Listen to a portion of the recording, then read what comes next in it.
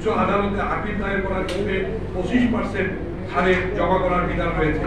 এমত অবস্থায় সরকারের কাছে আবেদনের উভয় ক্ষেত্রে 5% করার জন্য বিনীত অনুরোধ করছি।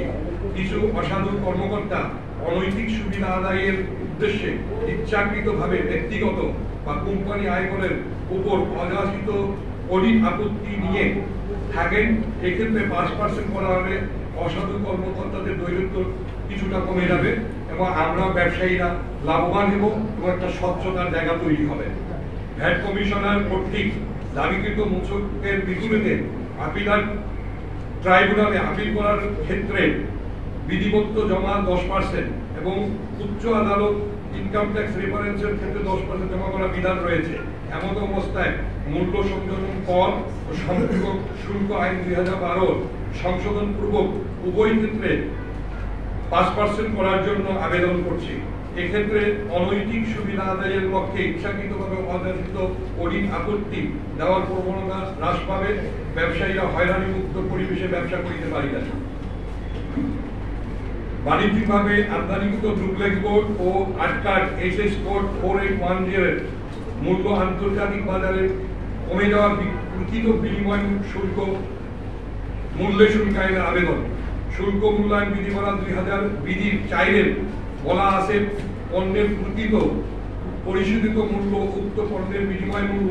এক্ষেত্রে paper and paper code HS code 4810 আমদানির ক্ষেত্রে পণ্যের প্রকৃত বিনিময় মূল্যকে শুল্কায়নযোগ্য মূল্য হিসাবে বিবেচনা করে শুল্কায়নের আদেশ প্রদান করে ব্যবসায়ীদেরকে বিপুল পরিমাণ আর্থিক ক্ষতিতে রক্ষা করার জন্য আবেদন। নচেত পণ্যের অপব্যবহারকারীরা সুবিধা পাবে, সরকারের বিপুল রাজস্ব ঘাটতি হবে। রিসেন্টলি আমাদের পণ্য খালাস করতে গিয়ে চট্টগ্রাম বন্দরে আমাদের উপরে অযাচিতভাবে স্টোর রেন্ট আরোপ করেছে। এই বিষয়ে আমাদের বক্তব্য হলো, চট্টগ্রাম বন্দর কর্তৃপক্ষ গত 20 ফেব্রুয়ারি 2025 তারিখের একটি বিজ্ঞপ্তির মাধ্যমে চট্টগ্রাম বন্দরে ও কমলাপুর ICD-তে স্থিত আমদানিকৃত FCL কন্টেনারের কমন ল্যান্ডিং ডেট এর 8ম দিন হতে পর্যন্ত স্ল্যাবের 4 গুণ হারে স্টোর রেন্ট আরোপ করেছে। এদের ছুটির 1-2 দিন পূর্বে হতে আগত কন্টেনার সহ ছুটির মধ্যে বন্দরে আগত কন্টেনার নির্ধারিত 4 দিনের মধ্যে খালাস করা সম্ভব ছিল না। এছাড়াও বন্দর বা ICD হতে মালামাল খালাসে বন্দর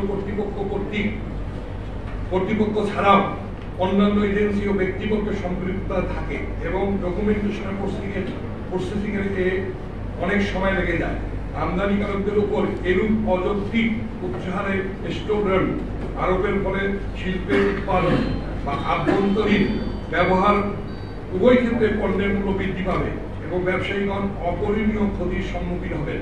এমন অবস্থায় চট্টগ্রাম বন্দর কর্তৃপক্ষ কর্তৃক 20 ফেব্রুয়ারি 2025 তারিখের বিজ্ঞপ্তির মাধ্যমে 4 গুণ হারে স্টোর রেন্ট আরোপের সিদ্ধান্ত বাতিল করত পূর্বের ন্যায় স্টোর রেন্ট বহাল রাখার জন্য আমরা জোর দাবি জানাচ্ছি।